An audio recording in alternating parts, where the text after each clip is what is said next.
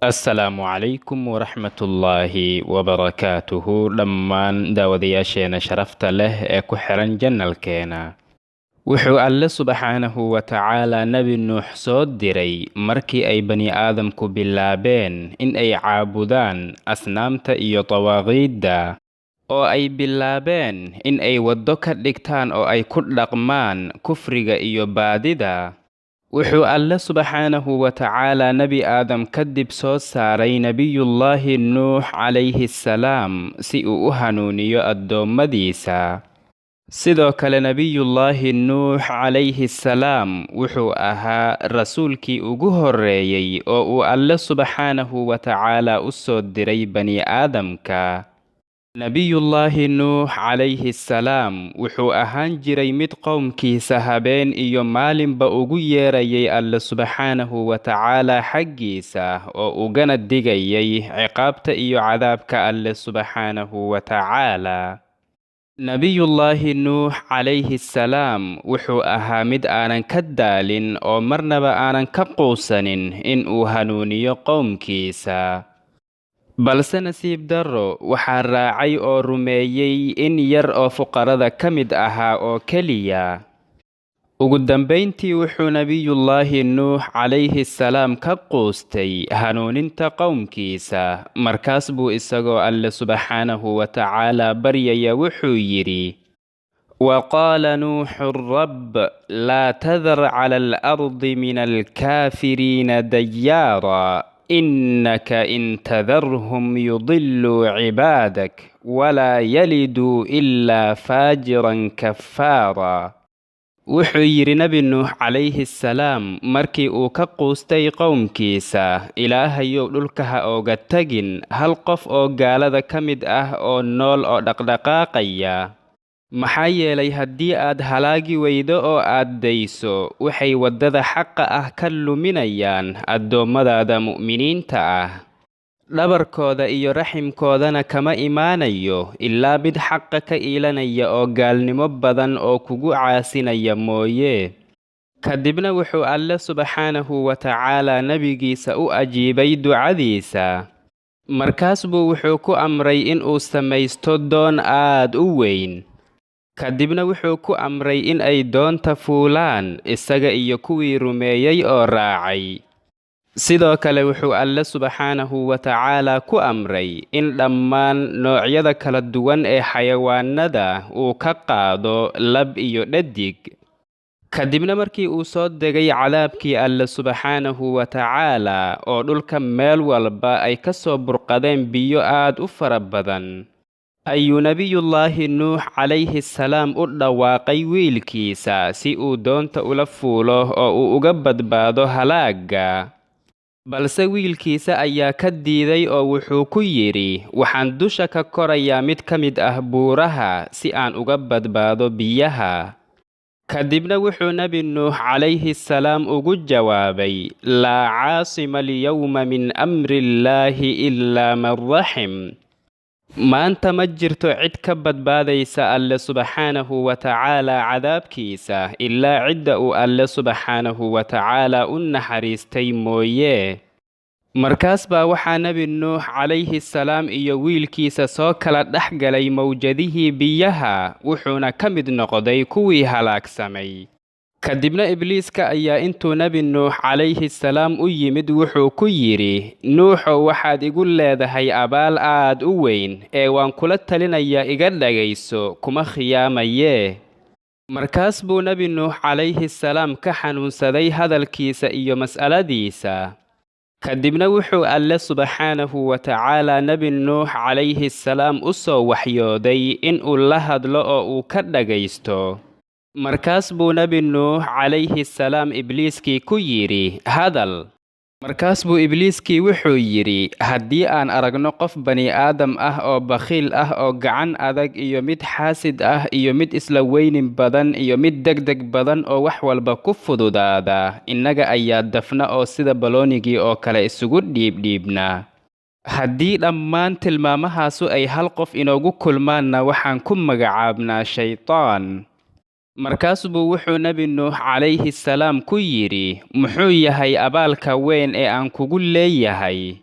markaas buu ibliiskii wuxuu ku yidhi, adigu waxaad habaartay dhammaan dadkii dhulka ku noolaa, waxaadna saacad gudaheeda dhammaantooda ku wada shubtay naarta. aniguna kadib firaaqo iyo jaanis ayaan helay, maxaa yeelay haddii aadan habaari lahayn waxaan ku mashquulsanaan lahaa sanado fara badan. wuxuu kaloo ku yidhi, nuuxow waxaan ku barayaa talooyinku anfacaya. waxaad iska ilaalisaa kibirka iyo bakhiilnimada iyo xaasidnimada. maxaa yeelay kibirku waa midka aniga igu sababay in aan diido in aan aadam u sujuudo oo aan alle ku gaaloobo oo aan noqdo shaytaan rajiim ah.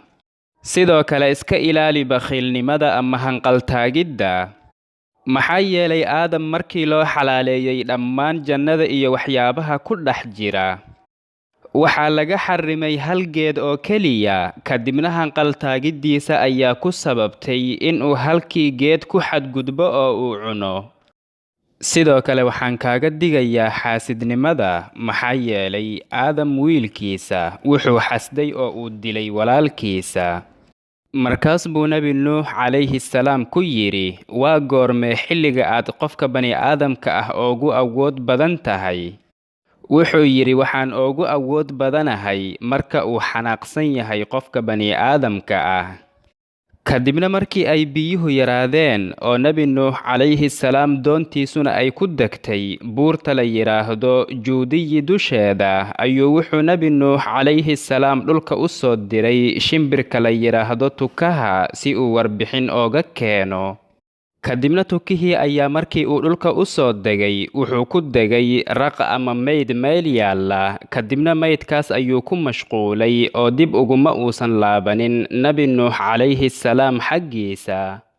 kadibna qooley ayuu nebi nuux calayhi salaam mar kale soo diray si ay dhulka warbixin ooga keento. markaas bay waxay qoolleydii u keentay geedka la yidhaahdo saytuunka caleentiisa, sidoo kale waxay lugaheeda ku soo lallabtay dhiiqada. sidaas ayuu nebi nuux calayhi salaam ku ogaaday in biyuhu ay degeen, kadibna wuxuu u soo degay buurta juudiyi hoosteeda. kadibna wuxuu nebi nuux calayhi salaam halkaas ku beeray geedo uu ka mid ahaa geedka timirta, kadibna wuxuu ku laabtay ciddiisa. kadibna ibliiskii laciinka ahaa ayaa intuu u yimid wuxuu siibay geedihii timirta. kadibna nebi nuux calayhi salaam ayaa mar kale dib ugu soo laabtay halkii uu geedaha ku beeray, markaas buu wuxuu arkay geedkii timirta oo la soo siibay iyadoo geedaha kale ay sidooda ahaayeen. wuxuuna geedaha agtooda ku arkay ibliiska. kadibna jibriil calayhi salaam ayaa u yimid nebi nuux calayhi salaam oo u sheegay in ibliisku lacanahullaah uu isagu siibay geedihii timirta. markaas buu nebi nuux calayhi salaam ibliiska ku yidhi, maxaa kugu kallifay in aad sidaas samayso? wallaahi ma jiro geed aan beeray oo aan ka jeclahay geedka timirta, mana daynayo ilaa aan dib u soo beero. markaas buu ibliiskii wuxuu yidhi, wallaahi aniguna ma daynayo in aan siibo. wuxuu ibliisku ku yidhi, qayb iga sii. markaas buu nebi nuux calayhi salaam u oggolaaday 3 meel markii loo qaybiyo hal qayb oo ka mid ah inuu ibliisku yeesho. markaas buu ibliisku diiday inuu ku raalli noqdo, kadibna wuxuu nebi nuux calayhi salaam u oggolaaday inuu kala bar isagu yeesho. balse ibliiska ayaa diiday inuu kala barkiina ku raalli noqdo. nebi nuuxna calayhi salaam wuxuu diiday inuu intaas ka badan u oggolaado. markaas buu jibriil calayhi salaam nebi nuux ku yidhi, rasuulkii ilaahayow wanaaji oo axsaan sameey, adiga ayaa axsaanka sameeye. markaas buu wuxuu nebi nuux calayhi salaam ogaaday in alle subxaanahu wa tacaala uu awood u siiyey inuu qayb ku lahaado. markaas buu wuxuu nebi nuux calayhi salaam ibliiska u oggolaaday in 3 meelood oo 2 meel uu isagu yeesho. kadibna malakul jibriil calayhi salaam ayaa geedihii dab qabadsiiyey, markaas baa waxaa gubtay 3 meelood oo 2 meel, waxaana soo haray hal meel oo keliya. markaas buu jibriil calayhi salaam nebi nuux ku yidhi, nuuxow qaybtii gubatay waa qaybtii uu lahaa ibliiska, inta soo hartayna waa qaybtaada. sidoo kale wuxuu yidhi nabigeena muxamed calayhi salaatu wassalaam, inna nabiyallaahi nuuxan sala allahu calayhi wasalam lamaa xadarathu alwafaatu qaala libnih, wuxuu nebiyullaahi nuux calayhi salaam markii ay geeridu u timid wiilkiisa ku yidhi, innii qaasun calayka alwasiya, wiilkaygiyo waan kula dardaarmayaa oo dhagayso dardaarankayga. aamuruka biithnayn wa anhaaka can ithnayn, laba arrin ayaan ku farayaa, labo kalena waan kaa reebayaa. aamuruka bilaa ilaaha ila allah, waxaan ku farayaa inaad qabsato laa ilaaha ila allah.